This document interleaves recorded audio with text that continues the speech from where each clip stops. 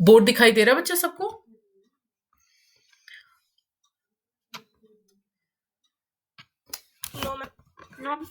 Board नहीं दिखाई दे रहा? दिखाई दे रहा है ना? हाँ, ओके, ऑल राइट, बस ठीक है, दिखाई दे रहा है। ओके ओके ओके, हाँ जी। तो आज हम जो चैप्टर डिस्कस करने वाले हैं, वील स्टार्ट विद चैप्टर 2, ठीक है, दैट इज बहुपद। और आज हम डिस्कस करेंगे बहुपद से रिलेटेड जो टर्मिनोलॉजी है ना, कुछ टर्म्स रिलेटेड हैं बहुपद से रिलेटेड। जो भी टर्म्स हैं पहले आज हम उन टर्म्स को समझेंगे, ठीक है। बहुपद क्या होता है? नॉर्मली आपने छोटी क्लासेस में भी किया है, बीजीय व्यंजक, व्यंजक यानी A B C D X Y Z इस तरह के फॉर्म में जो टर्म्स लिखी जाती हैं गणित में, जैसे मैंने लिखा x की power 4 plus 3x3 minus 2x square plus 1x plus 3। Let's say मैंने ये लिखा, तो आपसे ये पूछा गया कि इसमें ये अपने आप में एक बहुपद है, ठीक है। अब बहुपद की यहां से हम टर्मिनोलॉजी सीखेंगे कि एक पद किसको बोलते हैं, चर किसको बोलते हैं, गुणनांक किसको बोलते हैं, घात किसको बोलते हैं। ये जो चार मेन टर्म्स आपको ये क्लियर होना चाहिए।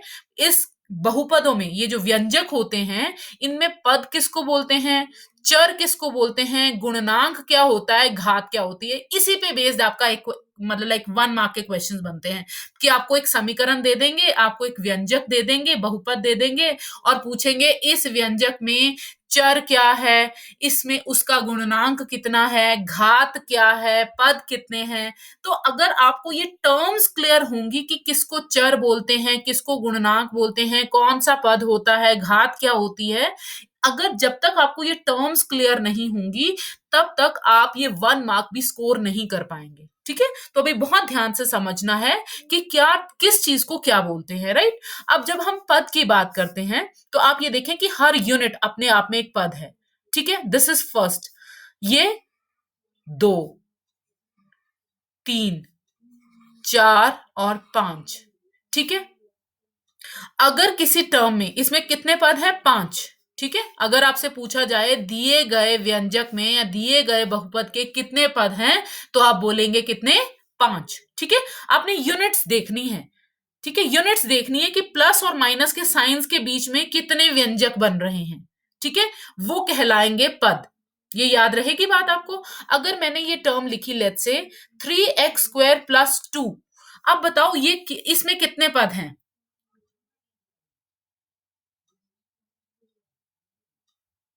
Hello hello, yes ma'am. हाँ जी, बताओ इसमें कितने पद है। Ma'am 2 2, 1 and 2, right. तो ये द्विपद है। ये क्या है, द्विपद। क्या है, द्विपद, ठीक है। अगर मैं लिखूं 4x, अगर मैं केवल 4x लिखूं तो एक पद है ना, तो ये एक पद। अगर मैं लिखूं 2x square minus 3x plus 4 तो त्रिपद। तो क्या हुआ, त्रिपद, ठीक है। और 3 से ज्यादा हूं, लेट्स से जैसे इसमें 5 पद थे ना, तो इसको हम बहुपद बोलेंगे। एक पद हो तो आप बोलेंगे एक पद, किसी व्यंजक में किसी बहुपद में 2 पद हो तो आप बोलेंगे द्विपद, और 3 हो तो आप बोलेंगे त्रिपद, और 3 से ज्यादा अगर यूनिट्स हो तो आप उसको बोलेंगे बहुपद। जैसे आपने लिखा x5 minus 4x square plus 2x plus 3, इसमें 4 पद हैं, है ना। तो इसको आप 4 पद नहीं बोलेंगे, आप इसको बोलेंगे बहुपद। क्या बोलेंगे, बहुपद। 3 से ज्यादा जितने भी पद होंगे आप उनको बहुपद की श्रेणी में ले आएंगे। ऑलराइट, ये बात क्लियर हो गई सबको, ठीक है। तो पहली टर्म समझ में आ गई है सबको, पहली टर्म समझ में आ गई सबको कि किसी भी मतलब किसी भी समीकरण में अगर आपको ये पूछा जाए कि इसके कितने पद हैं, तो आप पद आइडेंटिफाई कर सकते हैं। वो एक पद है, द्विपद है, त्रिपद है, बहुपद है ना। ये 1 मार्क का क्वेश्चन ऐसा भी बनता है कि आपको बहुपद दे देंगे और पूछेंगे, या 3-4 बहुपद दे देंगे, पूछेंगे इसमें से द्विपद कौन कौन से हैं, ऐसा भी पूछ सकते हैं। क्वेश्चन ऐसा भी बन सकता है कि आपको बहुपद दे देंगे और पूछेंगे कि इसमें कितने पद हैं, ठीक है। तब आपको ये बताना होगा कि एक पद है, द्विपद है, त्रिपद है या बहुपद है, राइट। ये क्लियर हो गया। 1 मार्क का एक क्वेश्चन इस तरह से भी बनता है, राइट। अब हम समझेंगे चर क्या होते हैं, पद क्या होते हैं किसी बहुपद में। बहुपद वाले चैप्टर में पद क्या क्या कहलाते हैं वो क्लियर हो गया। अब हम समझेंगे चर क्या होते हैं, राइट। चले चर पर। Yes ma'am. हाँ, अब हम सीखेंगे चर क्या होते हैं। चर की जो बात है, लेट्स से मैंने कोई समीकरण लिखा x² प्लस y प्लस 3। इसमें ये जो x y ये होते हैं ना, ये क्या है, x ये एक चर है, और क्या है, y भी एक चर है, वेरिएबल्स है ना, जो अननोन टर्म्स होती हैं। अगर ये आप पहला वाला समीकरण इसको देखें, इसमें कितने चर हैं, x x x x, केवल एक ही चर है। कितने चर हैं इसमें, सारे x है ना। पहले जो सबसे पहले मैंने बहुपद लिखा था, यहां पे भी जो लिखा है सब में x ही है, तो ये इसमें कितने चर हैं, एक x। अभी जो मैंने लिखा इसमें x भी है, इसमें y भी है, इसके कितने चर हैं, 2 चर हैं। कौन कौन से, एक x है और एक y है, राइट। मैंने समीकरण लिखा x³ प्लस 4x प्लस 3। इसके कितने चर हैं, एक चर, कौन सा, x। मैंने एक समीकरण लिखा, let's say x³ plus y³ plus z³ minus 4 is equal to 0। Let's say ये लिखा। इसमें कितने चर हैं, 3 चर। कौन कौन से, इसमें x भी है, इसमें y भी है और इसमें z भी है, ठीक है। चर समझ में आ रहे हैं। पहले पद समझ में आए कि पद क्या होते हैं, अब चर समझ में आ रहे हैं, चर क्या होते हैं, है ना। ये क्लियर हो गया, चर क्या होते हैं अभी। अच्छा मुझे अच्छा अभी आप मुझे ये बताएं, मैंने लिखा a² plus b² plus c² minus 2। हाँ, इसमें मुझे बताओ चर कितने हैं और कौन कौन से हैं। मैम 3 है, a b c। 3 चर हैं, मैम 3। कौन कौन से हैं, a है, b है और a b c, ठीक है। मैंने लिखा s plus t is equal to 4। इसमें कितने चर हैं, मैम 2। कौन कौन से, मैम जी 2। कौन कौन से, मैम s एंड t, ठीक है। तो दैट मीन्स जो वेरिएबल्स होते हैं वो चर कहलाते हैं और जो यूनिट्स होती हैं वो पद कहलाते हैं। अच्छा इसमें मुझे, अच्छा चलो इसमें मुझे ये बताओ, ये वाला जो पार्ट है इसमें कितने पद हैं,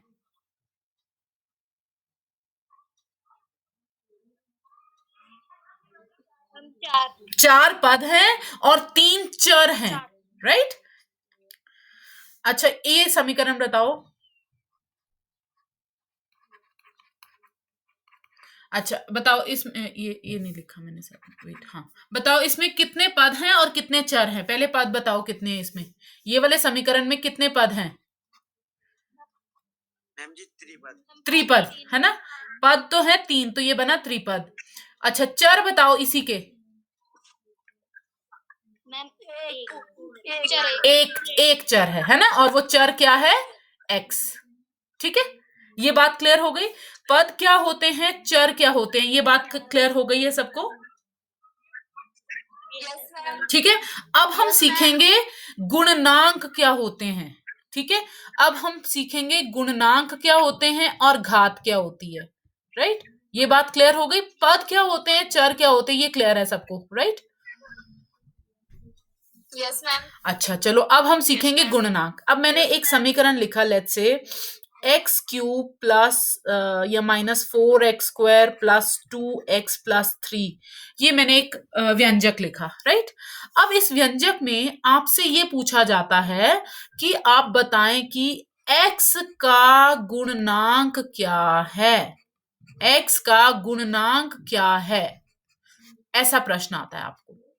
अब x, पहले तो आप x का गुणनांक पूछ रहे हैं ना, तो x ढूंढना पड़ेगा। ये तो x क्यूब है, ये x² है, ये है x, है ना।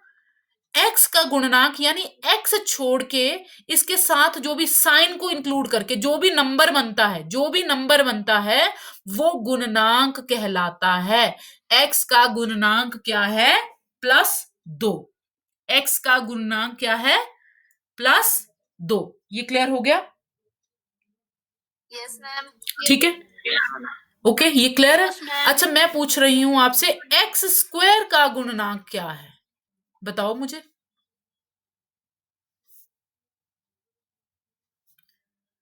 -4। हाँ, x² को छोड़ देना है और उसके साथ जो नंबर और साइन है उसको ले लेना है। दैट मीन्स आंसर कितना बना? -4। ठीक है, क्लियर? Yes ma'am. अच्छा, फिर x³ का गुणनांक क्या है? मैम 1। कुछ भी नहीं है इसके साथ, तो दैट मीन्स 1।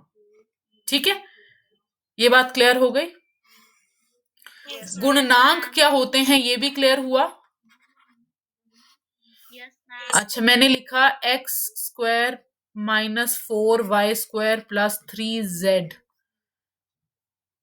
+5। अच्छा, इसमें मुझे बताओ y² के गुणनांक। -4 प्लस -4। कितना है? -4, क्योंकि y² को छोड़ के जो नंबर और साइन आया वो उसका गुणनांक बनता है। ठीक है, -4। ठीक है, और z का गुणनांक +3। +3। ठीक है, ये बात क्लियर हो गई ना। गुणनांक क्या होते हैं ये भी समझ में आ गया। पद क्या होते हैं वो क्लियर है। चर क्या होते हैं वो क्लियर है। गुणनांक किसे कहते हैं वो भी क्लियर हो गया सबको। Yes ma'am. ठीक है, अब हम समझेंगे घात किसको बोलते हैं। ठीक है, घात आपने फर्स्ट चैप्टर में भी सीखी है, तो ये आसान रहेगी। किसी भी समीकरण की, किसी भी व्यंजक की घात, अब देखा जाए तो ये भी घात है, ये भी घात है। किसी भी व्यंजक की घात क्या होती है? जो सबसे बड़ी घात होती है। लेट से मैंने लिखा 4x³ -3x² plus 2x-5 is equal to 0, let say. तो कहते हैं इस व्यंजक की, इस समीकरण की घात क्या है? सबसे बड़ी घात क्या है? 3। ये 2 है, ये कुछ भी नहीं है, 1 है, तो दैट मीन्स इसकी घात कितनी हो गई? 3, जो सबसे बड़ी घात होती है, राइट। जैसे मैंने लिखा 4x-5 इज इक्वल टू 0, इसकी अधिकतम घात क्या है? कुछ भी नहीं है, घात x की कोई पावर नहीं है, तो इसका मतलब इसकी घात क्या है? 1। ये बात क्लियर हो रही है? Yes ma'am. ठीक है, तो अभी आप ये देखें कि लेट्स से मैंने आपको एक समीकरण दिया,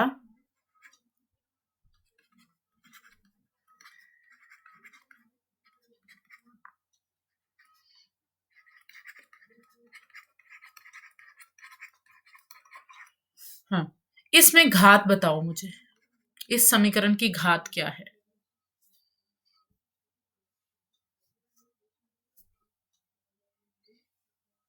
बताओ।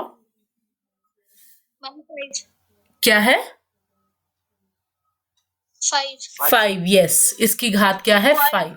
अच्छा, ये अब आपको ये चारों चीजें, इसकी टर्मिनोलॉजी क्लियर हो गई। अब आपको ये पता है कि पद क्या होते हैं, चर क्या होते हैं, गुणनांक क्या होते हैं। 4 चीजें सीखी ना हमने। अब मैं आपको एक समीकरण देती हूँ। लेट्स से मैंने समीकरण दिया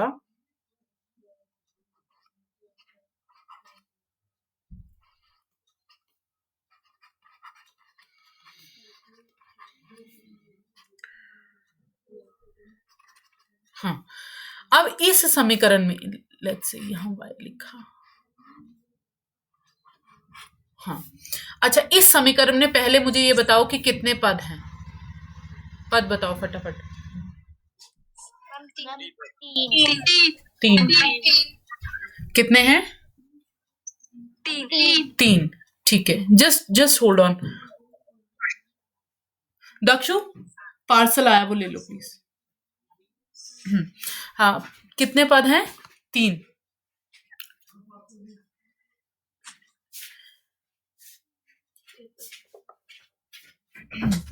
अच्छा, अब मुझे ये बताओ कि इसमें चर कितने हैं?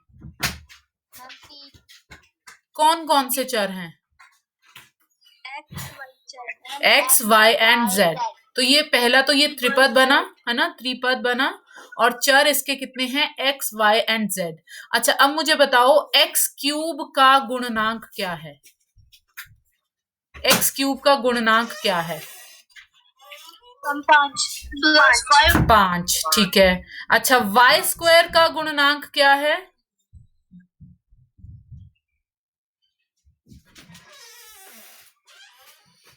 y स्क्वायर का गुणनांक क्या है?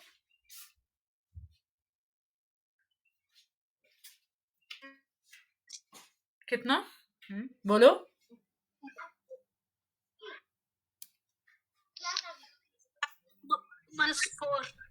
-4। शाबाश, है ना, क्योंकि y स्क्वायर को छोड़ के साथ में जो अंक और साइन बना वो आपका यहाँ गुणनांक बनता है। अच्छा, z का गुणनांक बताओ मुझे, शाबाश फटाफट। z का गुणनांक क्या है? +3, है ना, z को छोड़ के जो नंबर और साइन बनता है वो आपका, तो ये बना +3, राइट। अच्छा, अब मुझे बताओ इस समीकरण की, इस व्यंजक की घात क्या है? मैम 3। ठीक है, तो अब आपको ये क्लियर हो गया। कोई भी आपको समीकरण दिया हो, अब 1 मार्क का क्वेश्चन, चाहे वो ये पूछे कि इसमें दिए गए व्यंजक में कितने पद हैं, ये पूछें आपसे, चाहे आपसे ये पूछें कि दिए गए व्यंजक में कितने चर हैं, चाहे ये पूछें कि दिए गए व्यंजक की घात क्या है, या आपसे ये पूछें कि दिए गए कोई भी एक चर का वैल्यू लेके पूछें कि इसका गुणनांक क्या है, तो अब आपको पद भी ज्ञात करने आते हैं, चर भी पता है, गुणनांक भी पता है, एंड घात भी पता है, राइट।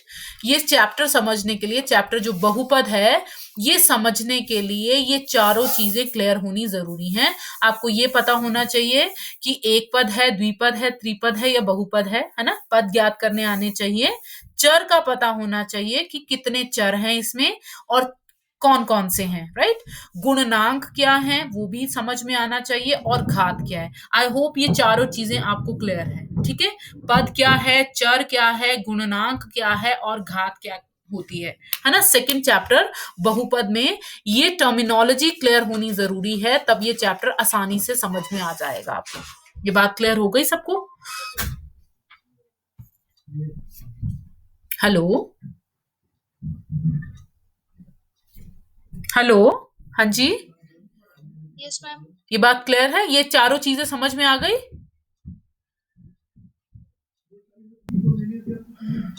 हेलो, हाँ जी, कहाँ है सभी? समझ में आ गया है ना सबको? हाँ,